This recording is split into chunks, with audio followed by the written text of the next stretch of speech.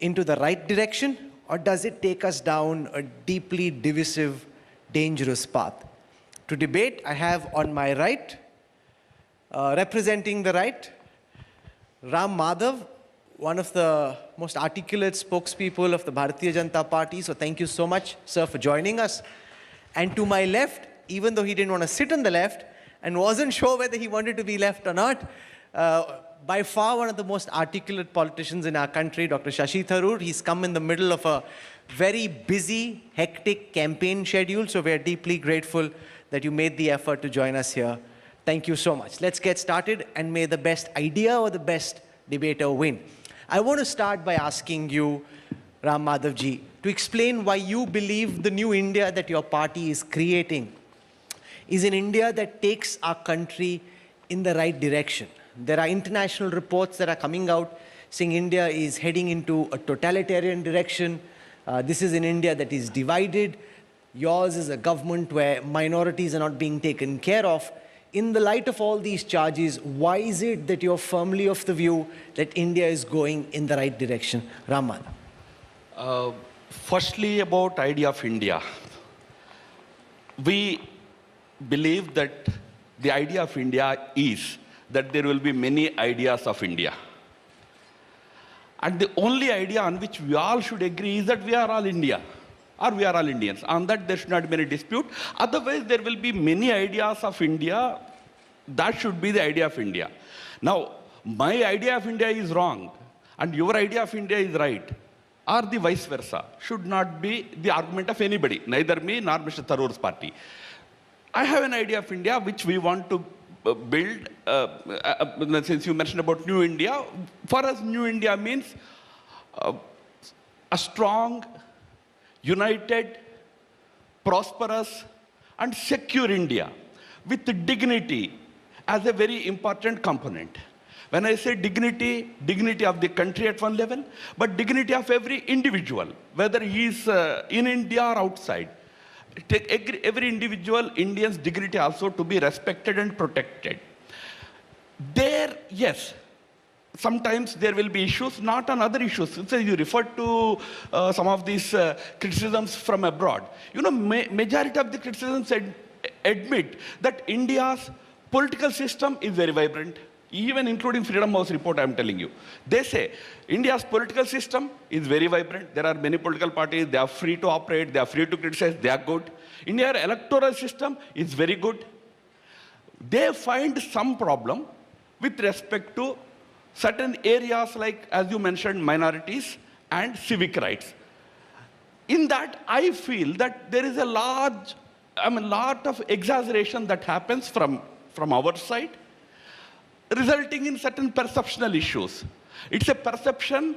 It's not enough for us as a government to dismiss them. You know, I see a tendency to dismiss them. Who are you to sermonize us? That's one tendency I see. That's not correct. It's important for us as a government and as a party to try and correct that perception, because that perception is wrong. I do not believe that if Freedom House mentions that Indian judiciary is biased, I'm sure even Mr. Shashi Tharoor will not agree. So we all have to be careful about how the perception is being created. Okay. That is where the problem is. Dr. Tharoor, the BJP contests the charge of India becoming an elected autocracy, saying if we win fair and square. We win because we beat you, not because the idea of India is a wrong India, or because we are taking India in the wrong direction. We are taking India in the right direction, which is why election after election, the people of India, the voters of India, vote for the Bharatiya Janata Party. We'll come back to the elections in a second, but Ram has said a few things in response to you that I think the audience deserves to hear a counter view to. When Ram says that there are many ideas of India, yes, that's entirely fair. There are many Indias, there are many Indians, and everyone may have their own vision. But there is one core idea of India, which is the idea of India enshrined in the Constitution. What is that idea? Remember, our nationalist movement didn't split on Marxist versus capitalist. It wasn't ideology. Didn't split on region, north versus south. It split on one issue alone, and that is whether religion should be the determinant of nationhood.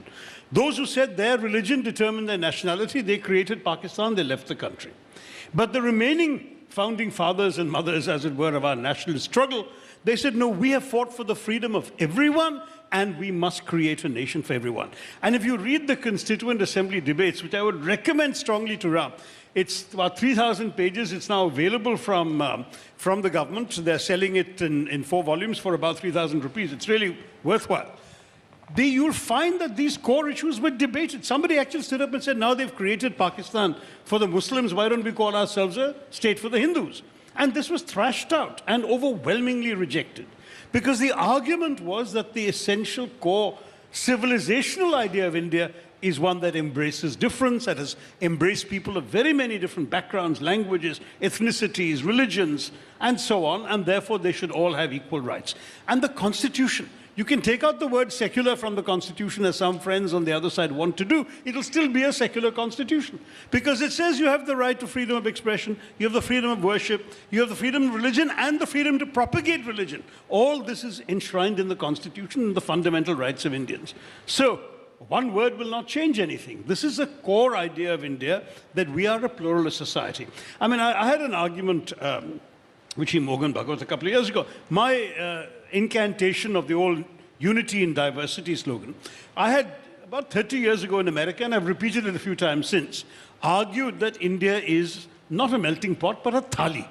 We're a collection of different dishes on the same platter. Each dish tastes different. So, and because it's in a separate bowl, it doesn't flow necessarily into the next bowl, but they combine together on that same platter and on your palate to give you a satisfying meal. So that is my idea, that diversity is integral to our unity. But Mr. Mohan Bhagwat says, no, it's diversity in unity. That is that we are a sort of khichdi. We are a saffron khichdi, nicely stirred together. There might be a piece of aloo here and a piece of gajar there, but essentially it is one unity in which an occasional amount of diversity can be tolerated. Now that fundamental difference goes to the heart of this question of the idea of India. So to my mind, when we celebrate India, we celebrate a country, for example, when the Pakistani generals in 71 were foolish enough to declare a jihad against the infidel. Who was confronting them? We had an army headed by a Parsi, General Manekshaw. The Air Force in the northern sector was headed by a Muslim, Air Marshal Latif, later Air Chief Marshal. The general officer commanding in Calcutta, whose troops marched into Bangladesh, was a Sikh, General Jagjit Singh Arora, and the major general helicoptered into Dhaka to negotiate the surrender of the Pakistanis was Jewish, Major General Jacob. Now that is India. I wrote about the incredibly moving experience of going to the island of Diu and seeing the memorial to INS Kukri, which was sunk by the Pakistanis in that war.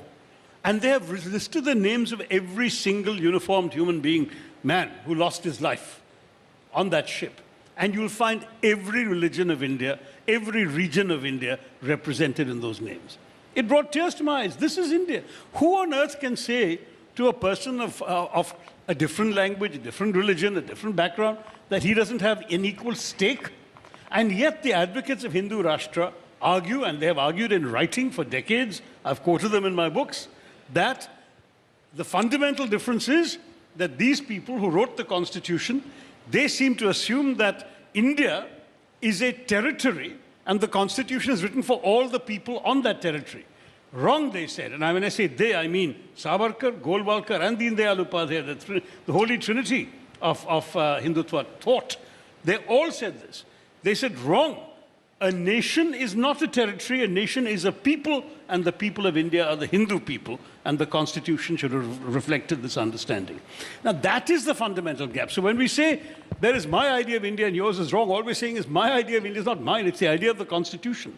Yours is the idea of those who rejected the Constitution, rejected the fundamental tenets of the freedom struggle, a struggle in which that side did not participate. So you are trying broadly, to turn India from a thali to a saffron Let me khichdi. take it from there. Let me take it from there. See, broadly, the description he gave about India from a pilot to the president of India, nobody has any dispute. It happened under every regime. We made Abdul Kalam the president of India. But that doesn't mean we made means we followed India's constitutional, not only constitutional, age-old tradition of Sarva Dharma Samabha. We don't discriminate on the basis of religion. That has been the core of Indian thinking. Now, we should give up smugness that we know Atma Santushti, that we have read constitution, nobody else has read Constituent Assembly debates. May I ask a simple question? When the Constituent Assembly debates happened, I am sure he must have read all the 3,000 pages. In the Constituent Assembly debates happened, some people wanted reference to God. We should have reference to God. It was rejected. Some people wanted this word secularism to be inserted. That was also rejected. I'm sure Mr. Tharoor has read the entire Constituent Assembly debates. Yes, yes. Both were rejected. So don't have smugness that I have not read. I have also read. So point is, then why was it decided that we don't need the word secularism in the Constitution? Because Jawaharlal Nehru himself had on record said, you please refer to Constituent Assembly debates. He says, India is a very diverse country. We have to respect all the different traditions, practices, cultures, customs. You can't just say that we have to be away from religion and customs here. That is why there is no need. In any case, India has always respected all religions. You don't need to insert secularism into our constitution especially. India is secular by character. That character is Hindu character we are saying. You say, no, that's not Hindu character, Indian character. I don't have an issue. But don't say that India has secularism only because Constitution has given us that idea. No, it did not give us in 1947. It was backdoor insertion during emergency in 1976 by Indira Gandhi. Even then, we don't have any dispute. Let secularism prevail in this country, but in its right sense. What is the secularism that you practice? You want people to be secular. You ran governments which are thoroughly communal. You made acts on communal lines. And you are teaching secularism to the whole country. You are saying Hindu Rashtra is communal. But the most liberal idea which even Constituent Assembly, makers of Constituent Assembly admitted that this country, by very character, is secular. There is no need for that word to be inserted in Constitution. That is the idea of India, to which we are wedded. So that idea, which we want to uphold, you may have dispute on individual issues. That's no problem. Let me tell you, I have an issue with Constituent Assembly debates. I would like to hear what is your comment. The entire Constituent Assembly debates, the draft constitution that has come out, from there to this day, they do not refer India as one nation. Do you know? The preamble says, we, the people of India. First article, Article 1 of the Constitution, describes India as a union of states, not nation. And not that this was not discussed. Ambedkar, in his last speech, let me give my gyan of Constituent Assembly also. Ambedkar, in his last speech, tells the Constituent Assembly that, see, people told me that why are you aping America? Why are you calling beginning Indian Constitution by saying we the people of India, because the United States Constitution begins with this statement, we the people of United States of America. Ambedkar said, people told me, call it we the nation of India, or we the Indian nation. But I refuse to accept that amendment, that suggestion, because we are yet not a nation. This was Ambedkar's view at that time, which prevailed. Did we contest it? Ambedkar had a point. He said, this consciousness of nationhood is missing. The word he used was nationhood is a spiritual idea. Now, spiritual, as per his definition, is anti-secular. It's a spiritual idea, friends. That was missing. Ambedkar said, we are too much into caste, too much into language, too much into regions. That has to go. A spiritual idea of national consciousness should grow in this country. This constitution will strive towards that. We are wedded to that constitution of Constituent Assembly, fathers of our Constituent Assembly, not the new interpretations of it. Dr. Tharoor, But I mean, I don't think there's any disagreement there. I mean, the point is, everything Ram has said, I'm not disagreeing with. Correct. But as long as we both converge on that interpretation, one of the challenges is this use of Hindutva and the use of a religious identity as a marker of Indianness. That is where the problem comes, because it by default excludes those who, for whatever reason, historical accident, whatever you want, do not fit into that label. I mean, there are Christians in my state of Kerala who have been Christian for longer than most Hindu families have been conscious of their Hinduism. There are people of every faith in our country who have contributed to the building of the Indian nation and who have as much of a right to be stakeholders in it as those who consider themselves Hindus, as you and I do. So the point is that as long as we recognize that, then a pernicious term that excludes those who do not subscribe to one particular religion should also be avoided. No, Otherwise, I have no disagreement with what you said. No question of any, that's what I am saying. The original Hindu idea of this country never excludes anybody. That's the reason why even the makers of Indian Constitution felt there is no need to specially insert secularism in our Constitution, because we are by character, by nature, the whole edifice of the society is very secular. When Mahatma Gandhi described himself as a Sanatani Hindu, was he a communal Hindu? Read, I mean, not just 3,000 pages of draft Constitution, Constituent Assembly debates. If you read Discovery of India, how Nehru describes India was purely cultural terms, religious terms. It's another matter. We introduced this false debate in 70s, starting with 70s, because we needed to curb the rise of an alternative ideology in this country. It was rising from 70s onwards. So we invented a new controversy that you are not secular. Your Hindutva is communal. You are exclusivist. We are saying no. We are that Hindutva which reflected in the draft first Constitution of India, which carried the photographs of Rama, Krishna, Bhagavad Gita. That is what we stand for. Now, one of the key tenets of the idea of India is free speech and dissent. And there it is alleged, Mr. Madhav, that your government has a problem with dissent and dissenters. And somehow you wish to usurp the use of the word national and anti-national to label anybody who disagrees with you as an anti-national. The space for dissent is shrinking on your watch, and this can never be good for the idea of India. Okay, I said it before, so I say it again, that we should not use words like anti-national too loosely. I agree. My side also, any side also. We should not easily throw that kind of an allegation, accusation against people too easily. And in fact, I am one of those who said that these archaic laws of sedition should be amended, should change.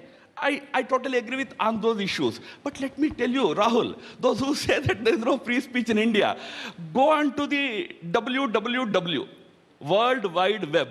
The amount of scorn you find against our government, our Prime Minister, you don't find anywhere else, against anybody else. Total freedom. Just before this session, previous session, Mr. Maran called BJP all sorts of names. Where is restriction in this country?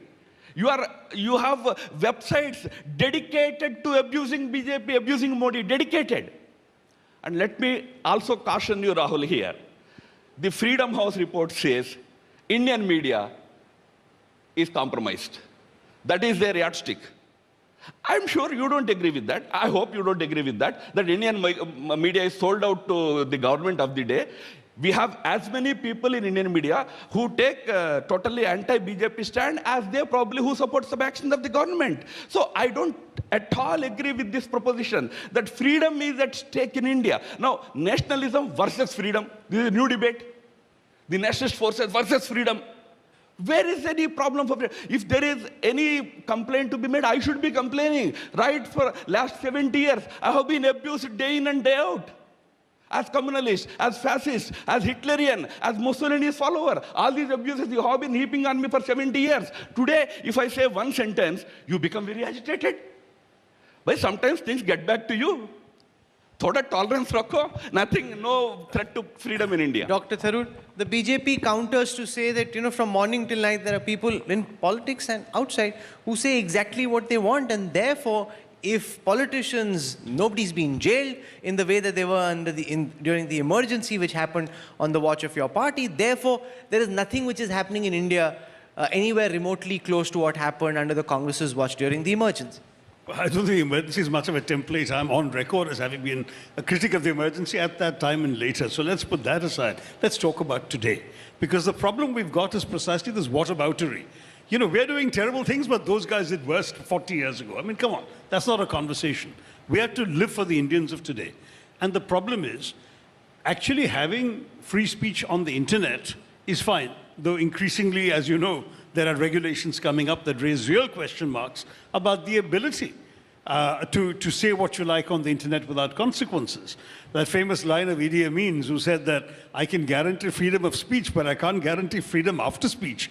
I mean, that seems to be the subtext of some of the BJP's attitudes. But let me say very seriously that if you look at these cases after cases that have grabbed world attention, the number of journalists who've had sedition charges against them for trivial matters. I'm sitting here as a proud object of a sedition case.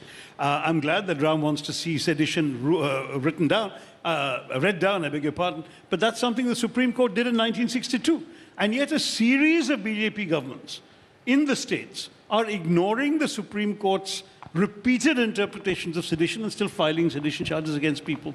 You have a journalist, you have a comedian who's in jail for a joke he hadn't cracked, right? You have journalists locked up in various places, some whacked, abused. You've had one journalist from Kerala locked up in UP on his way to Hathras, who is still there, who was allowed out for 48 hours to visit his dying mother and is back in jail. Now you have case after case like this. How do you expect the world not to sit up and take notice? You know, I mean, Ram is accusing people of getting agitated. The only one sitting here being agitated is Ram. So I encourage him to see things in the constructive light that I want this discussion to go. We have a country to save. It's essentially where we are. Our country had a certain standing in the world for our incredibly successful management of diversity, of our democracy, the way in which we're able to bring this vast and extraordinarily diverse land, it's not just political pluralism, religious, linguistic, regional, everything, together and make it work because everyone felt they had stakes. This kind of attitude of repression, the wretched atmosphere in university campuses because of the stifling of expression. The fact that so many media organizations, including yours, at various times appear to have come under pressure to conform in certain ways, to take down certain approaches and articles, to suspend a prominent anchor for what would, by most people's yardsticks, be an incredibly minor transgression that at most would have merited a slap on the wrist. But all of these things suggest that there is an atmosphere in which a lot of our guardians of freedom, including the media, have either been cajoled or cudgeled into conformity. And this is what worries me, because when Ram's side says unity, they mean uniformity. They don't really mean unity. Unity ought to be people of very different points of view, being willing to talk to each other with respect and at the same time move forward. Instead, what we've got is some people sort of screaming, if you like, their concerns, and others trying to stifle and suppress them. That is deeply worrying. So I just want to say that I can't speak for the rest of the media, but as far as the India Today group is concerned, we try our best to speak truth to power. Sometimes but do you come under pressure, as he is indicating, you come under pressure and remove your anchors? Does it happen in India today? I don't know. All governments, past and present, try and dominate and control the media. It is the job of the media to push back. And 3 days in the week, the BJP is upset with us. 2 days, the Congress is upset with us. Whatever is left, the Aam Aadmi Party is upset with us, which is fine. I think you underestimate us. We are often upset with you 6 days of the week. 6 days of the week, and they're upset with us 2 or 3 days of the week. We live with that. And frankly, at the India Today group, we seek certificates neither from the government nor from the opposition. Our job is to speak truth to power. If they're upset, so be it. If you get upset, that's fine too. No, but you know, power is there. So speak truth to them and give us an opportunity to be heard. What has been happening with a lot of the media, and you know in particular who I mean, or which channels I mean, is that all the sort of speaking truth to is to the opposition. By truth I mean aggressive criticism, condemnation, inquiry is directed at the opposition while the ruling party gets a free ride. That's not speaking truth to power. Sir, we had our share of such channels. When we so were now in the it's your opposition, turn to preside over iniquity. when we were up in the opposition, there were channels dedicated to attacking us all the time. They are now on the backbenches is another matter. Somebody else has come to the front bench. No, but if you take, for example, the scores in the VDEM Institute, the most precipitous decline has been from 2014 to 2019, where India has gone from 57 on their very complicated mathematical scale that they explain in their report to 23. Now, why has this decline happened? It is because of very specific, cited, measurable things that they've quantified against the government. So we can't pretend that the rest of the world isn't standing up and taking notice. They don't have an agenda against us. Why would they? Absolutely. They're only doing what they consider to be objective measurements of the yardsticks by which democracies are judged. Not only ours, they've been harsh on Brazil, harsh on Turkey, harsh on Hungary, but ours has had the biggest decline because we used to be very high up in the world's estimation. Sir, I'm sure you have read that Freedom House report fully. No, this is it VDEM. It is not. VDEM, the Varieties of Democracy Institute in Sweden, which is the most respectable. Freedom House may have a political agenda, VDEM does not. VDEM does not. VDEM even has Indians on the Whatever staff. suits us cannot be the only authentic report. The latest report about which everybody is talking is Freedom House report, which is generally considered an accurate report, generally, broadly speaking. It puts India's rank at 60, the points India gets is 67, 3 points below a free country. Greatly free or relatively free. That is the kind of categorization. But do you know that Freedom House report admits that the things that I mentioned, that in India, electoral system is perfect. Political system is even more perfect. No complaints. 4 out of 4 points it gives to it. It has issues when it comes to the perception about minorities. Number one, perception about civil rights. These 2 counts on which they downgraded India. I say, when I read the details, their complaint was about Citizenship Amendment Act. They think that Citizenship Amendment Act was discriminatory. We have been saying it is not discriminatory. We have to convince the world, including your party, that it is not discriminatory. I can take a full argument on CAA, how it is not discriminatory. Second thing they say, Indian judiciary is biased. Do you agree that Indian judiciary is biased? Then third point, they say Indian journalists are compromised. On all these 3 points, they say India's civic freedom index has to be brought down to 2 out of 4. So I think that perception India has to proactively correct. Where am I saying that there is no perception problem? It is there. When I'm emphasizing I'm not aggressive, it's my style. Your style is to be cool. My style is to be a little emphatic. I'm not agitated or aggressive. I'm putting it across that But we need to... let's address the charge of India becoming an elected autocracy, to which Ram Madhav's response and the BJP's response is, boss, we win elections. We work hard. We're not taking off to Italy, or we're not going off on Vipassana to Burma. We are on the ground 24/7 working hard. It is the voters of this country who vote for us. And if you can't fight, that's your loss. It's not because they've bent the system or fixed the EVMs to win. Rahul, I'm personally not sitting here challenging the will of the Indian people or the electoral majority within our system, which the BJP has won twice nationally and multiple times in various states. The political results are fine. It's what you do with that political power when you have won it. You've won it in the name of the people. How do you exercise it? That is the question that has been concerning all of us, and which precisely has led to this kind of agitation in international circles that are concerned about democracy. From India's point of view, an India in which every Indian feels equally valued, equally trusted, and equal opportunity to progress and create a decent life for that person and their family, that's all that any of us can aspire to. This government, unfortunately, has accompanied this with a series of measures, from the Citizenship Amendment Act to various, shall we say, the things it has done and the things it has condoned, including cow vigilantism, which has cost lives, mob lynchings, which have cost lives, arrests, sedition cases, charges. All of these things have naturally got very Or let's little take, for example, and the CAA, by the way, let me tell you, I mean, as a senior parliamentarian, you should know that all these issues are law and order issues dealt by respective state governments. In India, more than half of the state governments are not in our hands. But the ones with the worst cases are. Blaming Modi for cow vigilantism or something. States have taken action. I know of Karnataka, where people were arrested for acting in the anti-constitutional manner against the law and order. Steps were taken. Yet you hold Modi responsible for it. How does it work, sir? You are a constitutional, you are a learned person about constitution. Law and order is a separate issue.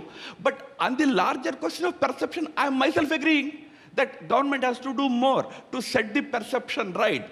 But I totally disagree with you if you say that Citizenship Amendment Act is discriminatory. I would urge you to explain to me, how is it discriminatory? On what basis are you saying? Because it mentions religion. You see, the entire point is our constitution is religion neutral. Had we said that refugees from neighboring countries will be granted asylum or will be admitted into a process in which their claims for asylum can be adjudicated, the world would have welcomed us and applauded us. By actually specifying religions in order to exclude one, we were actually behaving in a deeply obnoxious way, which, as you know, there is a case before the Supreme Court that argues it's unconstitutional. And let me say that I actually agree that it's unconstitutional because it violates and vitiates the very premise that in India it doesn't matter what your religion is, you have equal rights to be an Indian. If you're saying that by being a Muslim you cannot be an Indian, what are you saying to the history of the Muslim people of this country? In 1948, what are you saying about someone like Brigadier Usman, who died on the frontiers within months of our independence, fighting against Pakistan? No, what do you say? So what I'm trying to say to you is that he would have been given this bill and told, sorry, your claims to citizenship are less than that of somebody else who happens to have a Hindu name. I'm sorry, Ram, this is simply wrong. No, and it's not what India is about. You know, let me take I it. have written an entire book on why I'm know, a Hindu.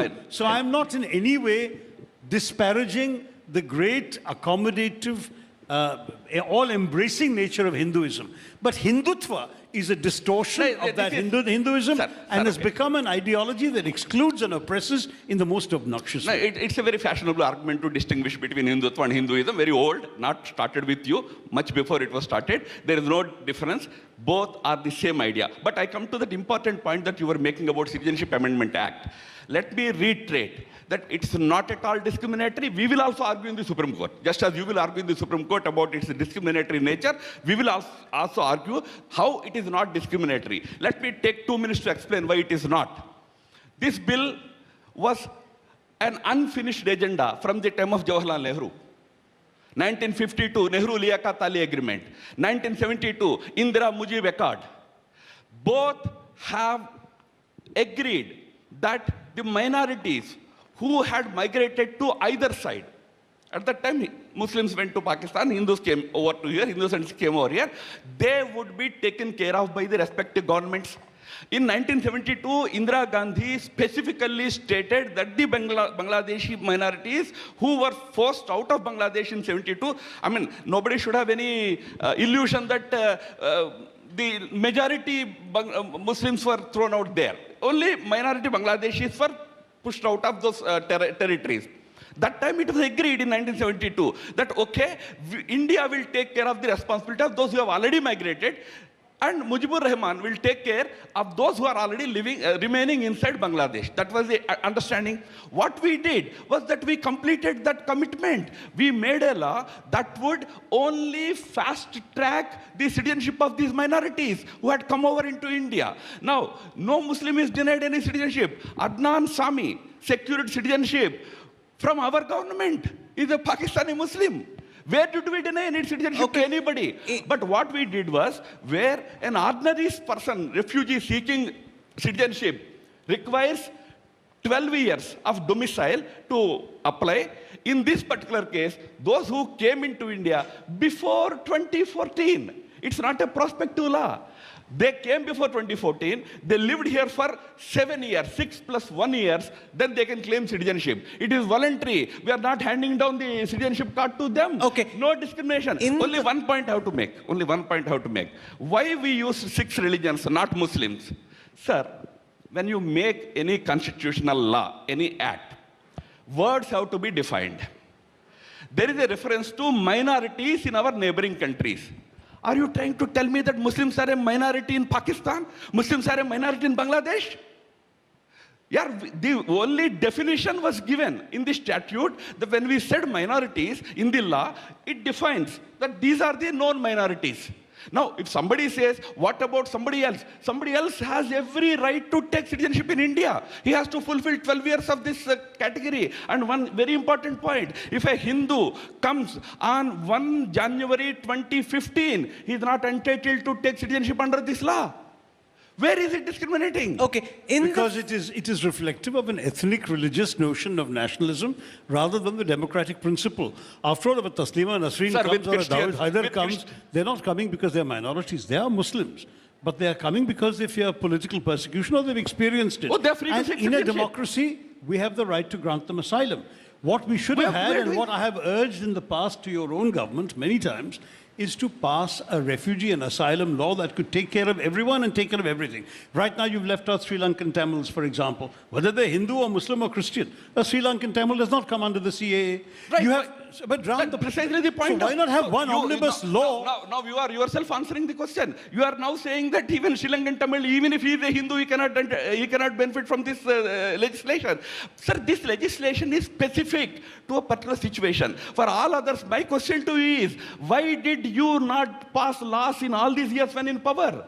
You said that in 1962, Supreme Court has said sedition law should go. But what were you doing for 30 years in power? Why did you not do away with that law? Sir, Now aap you kar say do na. it is- I was at the UN, why Ram, don't I you can't do- say very much. you will say, you have a very convinced once argument. again. You will No. say it is whataboutery. Why Sir, it's not but whataboutery? Mr. Ram You Madhav, can't hide Mr. Ram your sins Madhav, and blame us. no, once again, instead of worrying about what the Congress should have done when they were in power with sedition, you now have the biggest majority of all time. You finish sedition. If you think sedition is wrong, end the law. No, definitely. Parliamentary majority is one part. See, I'm one person who believes that parliamentary majority is only a part of the democracy, not full democracy. Full democracy is when you are active, media is active, when judiciary is active. These are the balancing, non-elected balancing institutions. Together we constitute what we call as democracy. Our constitution, and then we saw that democracy, where elected parliament will do its job, we are doing. You have questions, go either to the people back, which you cannot go in Tamil Nadu also, where you were a ruling party earlier. You now have 25 seats. You can't go back to people. And No, so let's spend the last few minutes of this very engaging conversation talking about the weakness of the opposition. There you go again. No, So, why are we pointing no, only you at the don't want to talk opposition? about this. For 45 minutes, you've spoken about what's wrong with the government. 7 minutes we can spend talking about what's wrong with the opposition, Now, because the fact is... More importantly, sir, nowadays they have found internal democracy, 23 of them. In fact, he should tell us more about that. No, so let's spend a moment, glad you sir, find it so funny, Ram. addressing the concern that the reason that the government is not fully held to account is because the Congress party as the principal opposition is led or not led by a man who's so confused that he simply doesn't know whether he wants to fight or not. And that is your misfortune that you now have to answer this question because you have a man who is kind of a leader but not quite, who's simply not cut out to the task of taking on Ram Madhav, Narendra Modi and Amit Shah. Look, I'm engaged in fighting a state election. My party is engaged in 5 elections. I'm not going to sit here in a media conclave and start dissecting internal issues of the party that some of us are discussing within the party. When the time comes, we'll look at it. Right now, we have to absolutely stand up for what we believe in 5 states, and that's what we're doing. So this was not the theme that was given to me, and I'm not here to discuss No, that. only It's reason not that is- I don't have views. I have views, but this is not the time or the place for me to No, express Shashi, only reason I asked was, Yeah. one of your 23 leaders who are working for internal democracy has praised Modi ji that he has connected the nation to its roots. I thought that it's not internal, he's talking about the whole country. No. I've spoken to him, and he said it was done in a particular context in which he was talking about his own roots to a village audience, and he was saying the Prime Minister also values his roots. Why, we all value our roots, I hope. And I think that's all that he was praising. But you're ducking and dodging, you know. It's like, you know, you're getting a bouncer, and instead of being the cricket fan, that you are taking the bouncer and whacking it across. Yeah, but as you know, that yesterday Shardul Thakur took on the bouncer. He was caught on the boundary. I'd much rather duck for the moment, let the bouncer go safely over my head into Rahul Kanwal's, Ram Madhav's gloves, and we'll pick it up in a few weeks when this particular contest is behind us. In the middle of an election campaign is not the time to critique one's No, own but party. let's deal with you guys Kerala. are doing it enough, and he's doing it enough. No, but let's deal with Kerala, where you come from. All opinion polls and anecdotal conversations at this time suggest that the cycle of LDF to UDF may this time change. That because of the internal weaknesses of the Congress, its inability to put up a strong fight, that Pinarayi Vijayan could come back to power, which, apart from everything they've done, it would be down to your weaknesses as a party and as an opposition. Look, let me say that every election, when you say may, the cycle may end, yes. In every election, the result is unknown until the votes are counted. Let me say also that the polls, I've seen the same polls as you, and most of them, I think the most recent poll I've seen was the very end of January, early February was when the interviews were conducted. As the British Prime Minister of the day, Harold Wilson, famously said, a week is a long time in politics. So since this poll, there have been, at least the last poll I've seen, there have been at least 4 weeks. There are 4 weeks more before the votes are cast. A lot of things can change. So even if the polls may have been an accurate picture of sentiment at that time. We have the time in the course of an energetic campaign in the next few weeks to turn that around. There have been many deficiencies in the state government, including serious issues of corruption, as well as the fact that they are hobbled, as are our friends in the BJP, by a backward-looking ideology. We need to offer an alternative, positive vision for the state, which we have and we're going to be doing. And we're going to have to persuade voters over the next few weeks that their state will be in safer hands if they come to endorse the vision of the UDF rather than that of the Are you LDF. concerned, Ram Madhavji, since Shashi Tharoor is dunking all questions on the opposition and I've just answered this to one. some extent he's Very saying he'll fully. come back later once we know what's happening. But are you concerned about growing agrarian opposition in states like Punjab, Haryana, Western UP? There is now a ferment amongst these farmers who are coming out on the streets, and despite 100 days having passed, your government still hasn't been able to find a solution because you've taken a point of view, the farmers are opposing your point of view, and you're not being, because you're so firm in what you're doing, you're not being able to find a way around to maneuver this opposition from the ground. No, farmers' agitation is certainly an important issue on a priority agenda for our government. We have held 11 rounds of talks. There are issues because the stand that the farmers are taking, rather I would say farmer leaders who are agitating are taking is unviable for any government to handle. If today we are not there, somebody else is there, even then it is very difficult to handle. To say that, first of all you withdraw all the acts, then only we will talk. Then what is left left for one to talk? These laws are most wanted, most requested demands of the very farm organizations. Many farm organizations are today with those laws. Some are not with them, they are agitating.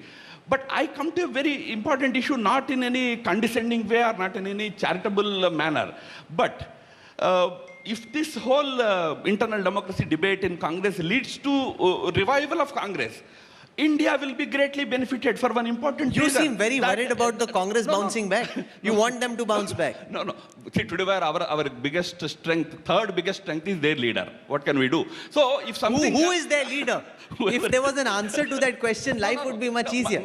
Listen, you were asking about the farmers' agitation. My serious What point- about the lack of consultation that led to that agitation? 11 rounds, sir. 11 rounds. I don't know, any other government would have sat through 11 rounds of negotiations, yet has patience to engage with them further. We are ready? But that was after the protest started. Why did the protest start? Sir, no.